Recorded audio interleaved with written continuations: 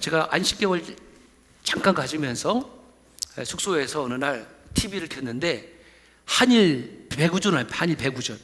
우리는 한일전 하면은 뭘 걸어야 돼요? 목숨을 걸지 못하면 목이라도 걸어야지. 그렇죠? 예, 목청껏 어디 이겨라? 대한민국, 여기 아나타와 니혼고진 됐을까? 여기 일본 사람들이에요.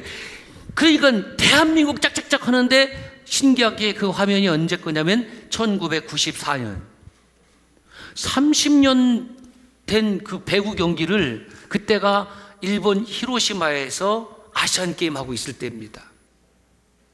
이렇게 보니까 3세트예요 1세트, 2세트는 2대 0으로 지고 있습니다. 자, 3세트에 우리나라가 이겼을까요? 졌을까요?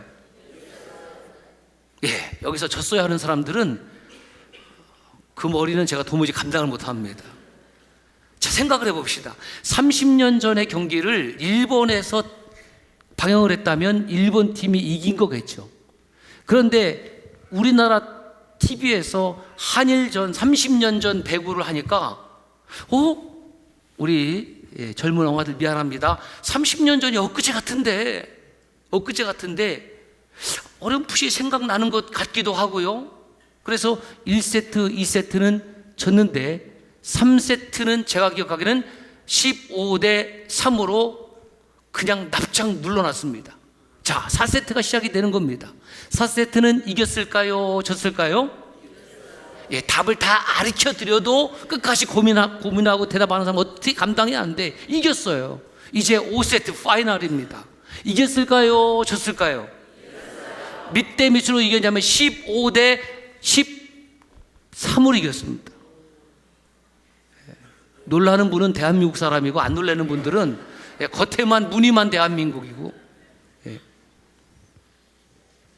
그런데 그 30년 전의 영상을 보는데도요 아주 흥미진진합니다. 그때 제가 또 복음을 발견했습니다.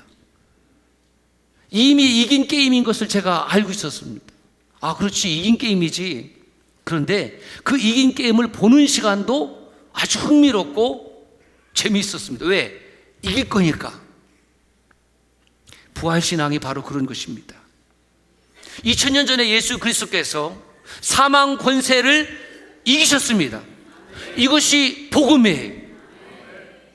우리는 그 이기신 부활의 경기를 다시 재현하고 있을 뿐입니다. 비유를 들자면 그렇다는 거예요. 비유를 짜면 여러분, 우리 가운데에 어느 누구도 죽음의 문제를 피할 수 있는 사람은 없습니다. 역사 이래로 아무도 없었습니다. 사람들의 고정관념은 사람은 죽는 것으로 끝난다, 또는 어떤 종교에서는 돌고 도니 윤회한다. 그러나 성경은 그렇게 말하고 있지 않습니다. 사람이 한 번 죽는 것은 정한 것이요 그 후에는 하나님의 심판이 있다고 그랬습니다. 히브리서 9장 27절에 이런 진리의 말씀을 정면으로 응답하기 싫은 이유가 있지요. 왜? 내 마음대로 살기 때문에. 내 마음대로 살다가 하나님의 심판을 받을 것이 두려우니까 가장 편한 방법이 무엇이냐면 돌고 도는 거예요. 지금 이 생에서 잘못하면 다음 생에서 잘 태어나면 되지, 다음 생에서 잘하면 되지. 그렇지 않습니다. 사람이 한 번 죽는 것은 정해진 것입니다. 그런데 그 정해진 하나님의 법칙이 예수 그리스도께서 십자가에서 대신 죽으시고 우리의 죄의 문제를 해결해 주시고 사망 권세를 이기시고 부활하셨습니다. 이런 역사를 들어본 적이 없습니다. 사랑하는 성도 여러분, 오늘 여러분들이 부활에 관한 말씀을 받을 때에 제가 늘 인용하는 데살로니가 교인들이 사도 바울을 통해서 하나님의 말씀을 받을 때에 어떻게 받았냐면, 사도 바울이 데살로니가서 2장 13절에 이렇게 고백을 합니다. 우리가 하나님 앞에 끊임없이 감사함은 너희가 우리에게 들은 바 하나님의 말씀을 받을 때에 사람의 말로 받지 아니하고 하나님의 말씀으로 받음이니 진실로 그러하도다. 이 말씀이 너희 믿는 자 가운데서 역사하느니라. 할렐루야. 단순히 부활주일 한번 왔다가 엉덩이 붙이고 가는 안타까운 일이 여러분에게 일어나질 않기를 바랍니다. 짧은 시간이지만 하나님의 말씀으로 받을 때에 이 말씀이 여러 믿는 형제 자매들 가운데에 부활의 역사로 반드시 일어날 줄로 믿습니다. 여러분, 국대라고 하죠. 배구 국가대표, 축구 국가대표 이기면은 기쁘죠. 왜냐하면 그들의 승리가 곧 나라의 승리고 나의 승리이기 때문에 이것을 대표성의 원리라고 합니다. 국대가 지면 기분 안 좋지요. 왜냐하면 내가 진 거기 때문에. 첫 번째 아담은 죄에 실패했습니다. 그러나 우리 두 번째 아담 되신 주님, 우리의 온전한 모양대로 오신 그 하나님은, 창조주 하나님은 완벽한 인성을 가졌다라는 증거가 무엇이냐? 완벽히 우리와 같이 죽음을 경험하셨다는 겁니다. 그러므로 우리가 믿는 하나님은 완전한 하나님이요 완전한 사람입니다. 그 죽음 가운데서 우리 주님은 부활하심으로 우리에게 영원한 소망이 되셨는데, 영원한 소망이라는 추상적인 개념이 무엇이냐? 국대에서 금메달을 땄습니다. 박수로 보냈습니다. 기쁩니다. 그런데 그 국가대표의 금메달 여러분 목에 걸어본 적 있습니까? 만져본 적 있습니까? 기쁘긴 하지만은 그 금메달을 쳐주세요 그러면 주실 분 아무도 없습니다. 안 줄 걸 알기 때문에 요청하지도 않는 거죠. 30년 전에 있었던 그 한일전 국가대표의 경기는 단회적인 사건입니다.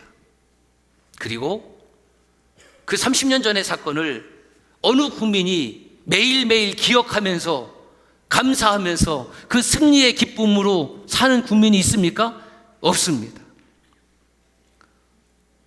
우연하게도 30년 전에 그 감동을 맛볼 수 있어서 저는 개인적으로 참 좋았지만, 그러나 우리 예수 그리스도의 부활 사건은 주님이 단회적으로 이루어 주셨지만 그 부활 사건을 믿는 자에게는 예수 그리스도의 부활에 내가 참여하게 된다는 사실이죠. 예수 그리스도의 부활이 곧 나의 부활로 이어진다. 이것이 복음이에요. 예수 그리스도의 부활이 나의 부활로 이어지지 않는다고 하면 고린도전서 15장 14절 말씀대로 예수 그리스도께서 다시 살아나지 아니했다면 우리가 전파하는 것도 헛것이요, 우리의 믿음도 헛것이요, 저와 여러분들은 지금 쓸데없는 일을 지금 하고 있는 겁니다. 저와 여러분들은 가장 어리석은 사람입니다. 그러나 우리는 그렇게 어리석은 인생이 아닙니다. 여러분 가운데 누가 나는 가장 못났습니다, 가장 어리석습니다, 그런 사람 있습니까? 아니에요. 한번 따라합시다. 내가 이래봬도 괜찮거든? 당신이 몰라서 그렇지? 응? 좀 쑥스럽지만 옆 사람에게 한번 이렇게 인사합시다. 정말 귀하십니다. 시작. 쑥스러워도 그냥 해보세요. 그냥. 여러분, 교회 공동체라는 것은 어떤 곳이냐면은 서로의 귀함을 알아주는 거예요. 여러분, 일주일 살아도요, 누구 하나 나한테 당신 정말 귀한 사람이야, 당신 정말 잘 사용되어져야 돼, 당신 때문에 행복해라는 말을 듣고 살기가 쉽지가 않습니다. 너무너무 인색해. 여러분, 사람은 민수기 14장 말씀해 보면 귀에 들린 대로 하나님께서 행해 주신다고 그랬거든요. 사람은 말을 먹고 살게 돼 있습니다. 그래서 긍정의 말, 희망의 말, 격려의 말, 위로의 말, 그 말을 들으면은 다시 일어나는 거예요. 그런데 막 욕하고 막 댓글에다가 막 그냥 이 죽을 놈 막 나가서 뭐 해라 그러면은 그 충격받아 갖고 극단적인 선택도 하지 않습니까? 사람의 정신세계는 아름다운 말, 복된 말, 축복의 말, 희망의 말을 들어야지 살게 돼 있어요. 이런 말 듣기가 어려워요. 이제 시즌 돼갖고 지금 방송가에서 막 난무하는 막 난타전으로 맨날 막 서로 물고 뜯고 지지고 핥히고 막 볶아대는 거 보면 아주 그냥 뉴스를 보는 게 두려워. 애들이 안 봤으면 좋겠어요. 어른들이 하는 일은 맨날 싸우고 맨날 거짓말하고 서로 욕하고. 저는 누구를 뭐 특정 정당을 지지하고 싶은 생각이 없습니다. 그걸 말할 자격도 없고 그래서도 안 되고. 우리 어른들이 지금 보여주는 모습은 너무 무서운 세상을 보여주고 있는 거예요. 사람은 하나님의 말씀을 들어야 돼. 사람의 좋은 말도 들어야 되고, 하나님의 말을 무엇이라고 하면 높여서 말씀이라고 하는 겁니다. 우리의 영은, 우리의 소울은 하나님의 말씀을 들을 때에 그 사람의 가치를 귀하고 복되고 아름답게 느끼게 돼 있습니다. 하나님의 말씀을 듣지 아니하면 내 자신을 한없이 초라해지고 내 자신을 다른 사람하고 비교해서 한없이 낮게 여기는 겁니다. 여러분, 그렇지 않습니다. 저나 찬양대나 찬양다원이나 옆에 있는 모두 다 여러분들이 어떤 위치에 있든지, 어떤 직업을 가지고 있든지, 어떤 연세를 가지고 있든지 하나님이 보시기에는 우리는 편파적으로 여기고 우리는 차별하게 혹시 여길지 모르지만 우리 하나님은 공평하신 하나님입니다. 저는 그것을 믿습니다. 사람은요, 아무도 공평하지 않아요. 왜? 사람이니까. 하나님은 공평하십니다. 그분은 창조주 하나님이시기 때문에 그렇습니다. 여러분, 우리가 살아가려면 많은 도구가 필요하죠. 그래서 호모 파베르라는 라틴어가 있습니다. 도구의 인간이죠. 예. 파베르는 도구라는 뜻입니다. 음악을 하기 위해서는 바이올린도 있어야 되고, 첼로도 있어야 되고, 뭐 피아노도 있어야 되고, 오르간도 있어야 되고, 지금 말씀을 전하기 위해서는 마이크도 있어야 되고, 움직이기 위해서는 차도 있어야 되고, 옷도 있어야 되고, 뭐 외국에 나가 위해서는 비행기도 있어야 되고. 그래서 사람은 도구를 만들고 살아가는 존재예요. 그래서 사람들은 끊임없이 발명하죠. 편리해지죠. 의자도 만들어 놨으니까 여러분들이 앉아 계시거든요. 어느 교회 갔더니 1시간 내내 서서 예배를 드려야 된다 그러면은 그 다음 주부터는 안 갈 거예요. 그렇죠. 그런데 사람은 또 하나 뭐가 있어야 되냐면 기억이 있어야지 살아가요. 만약에 기억을 잃어버렸다고 하면, 그런 드라마가 있던 것 같은데요. 네. 실제적으로 실제 그 다큐멘터리로 남편분이 교통사고를 당했는데 기억을 잃어버렸습니다. 이게 뇌에 문제가 생겨서. 그래서 길을 가면서 아내하고 마주쳤는데 아내는 반가워서 나를 볼까 이렇게 쳐다보는데 그 남편은 무심한 듯 지나가는 거예요. 남편이 아내를 몰라봐요. 여러분, 누가 속상할까요? 누가 가슴이 아플까요? 남편은 모르니까 괜찮아요. 그 아내가 뒤돌아서서 우는 겁니다. 나를 몰라봐요. 여러분, 우리 공동체가 오늘 예배를 드린 다음에 다음 주에 모였는데 서로 모른다. 찬양대가 오늘까지만 기억이 있고 다음 주에 만났더니 모두 다 기억이 사라져버렸어요. 오케스트라가 다 기억이 사라져버렸어요. 그거 누구시지요? 공동체가 존재할 수가 없습니다. 가족 가운데 누가 하나 기억력을 상실해버리면 가족이 얼마나 고통스러울까요? 근데 실제로 그런 일들을 우리가 겪고 있습니다. 연세가 드심에 따라서 기억력이 감퇴하고 그 기억력을 심하게 손상받으면 무엇이라고 그래요? 치매라고 합니다. 예. 사랑하는 우리 믿음의 형제 자매 여러분, 주의 말씀으로 여러분들의 영혼간에, 영육간에 강건하여서 치매 걸리는 일이 없기를 주의 이름으로 축원합니다. 사람은 기억하는 존재인데요, 예수님께서 부활 승천하셨습니다. 우리가 축도할 때 축도 끝나고 나면 초대교회 교인들처럼 우리 교회는 아멘, 마라나타, 마라나타는 아람어입니다. 주 예수여 어서 오시옵소서라고 응답하거든요. 요한계시록 22장에 보면 내가 진실로 속히 오리라 했더니 사도 요한이 아멘, 마라나타, 주 예수여 속히 오시옵소서. 그래서 초기에 예수님의 제자들과 초기 교회 성도들은 예수님께서 임박해서 곧 다시 오실 것으로 생각을 했습니다. 약 33년 정도, AD 33년에 부활 승천하셨기 때문에. 그런데 20여 년의 시간이 흘렀지만 주님은 아직 오실 기미가 안 보여요. 여러분, 20년의 시간이라는 것이 긴 시간 같지만 하나님의 차원에서 보면은 글쎄 한 2초 정도 될까요? 요한복음 14장 1절에서 보면 주님께서 우리의 처소를 예비하기 위하여 가셨다고 말씀을 하셨어요. 사도행전 1장에 보면 감람산에서 예수님께서 제자들이 보는 가운데 승천할 때에 하늘에서 천사들이 갈릴리 사람들아 너희가 어찌하여 이렇게 쳐다보느냐, 하늘로 올리심을 받은 이 예수는 너희가 본 그대로 다시 오시리라. 할렐루야. 저는 이 말씀을 문자 그대로 믿습니다. 왜냐하면 우리에게 이루어질 마지막 주님의 언약은 다시 오시마 하고 약속하신 그 언약 하나만 남았기 때문입니다. 다만 재림신앙을 얘기하다 보니까 수없이 많은 이단들이 일어나서 자기 자신의 사리사욕을 채우는 방식으로 그 재림신앙을 이용했기 때문에 건강한 성도들도 재림 얘기하면 거기에 대한 트라우마 반응을 일으키더라고요. 여러분, 그렇지 않습니다.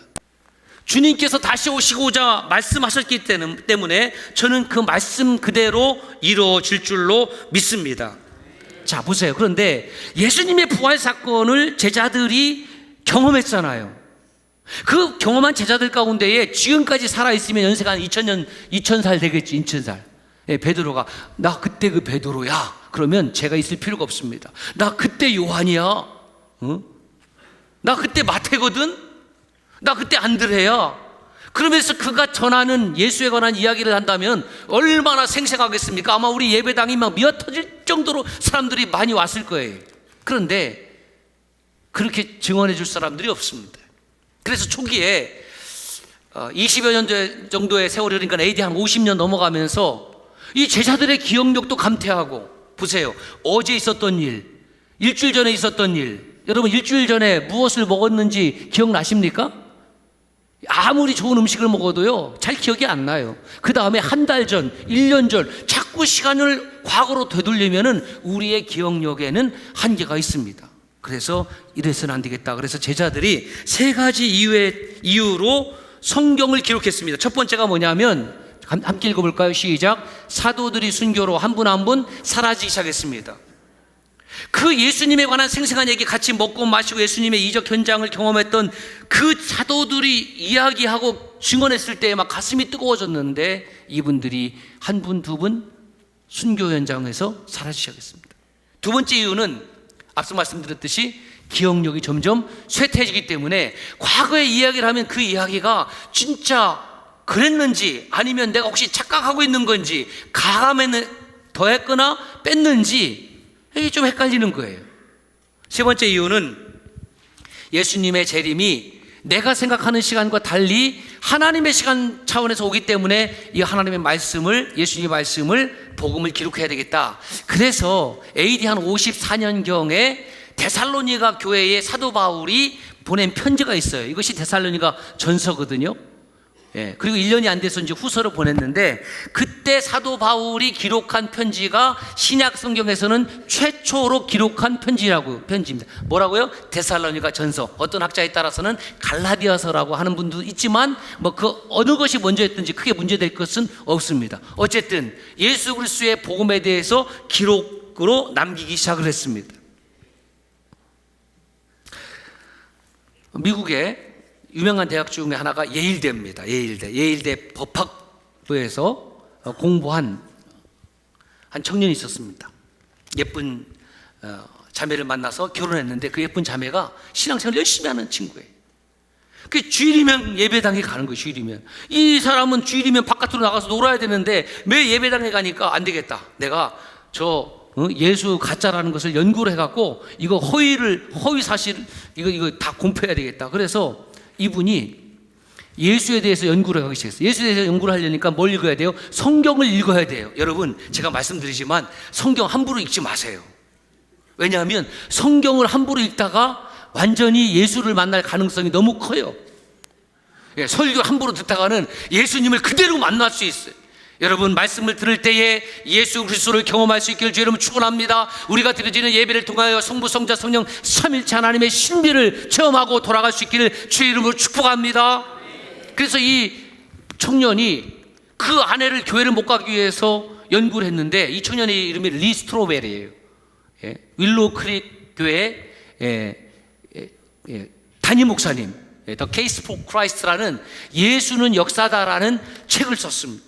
그 예수는 역사다라는 책에 이 리 스톨웰 목사님이 예수의 부활을 이제 이스터라고 그러잖아요. 이 2에서 따갖고 2를 주장하는데 첫 번째 2가 뭐냐면 execution, 처형이죠. 예수님은 십자가에 분명히 죽으셨다라는 말씀입니다. 요한복음 19장 34절에 보면 이런 구절이 있어요. 같이 읽겠습니다. 시작.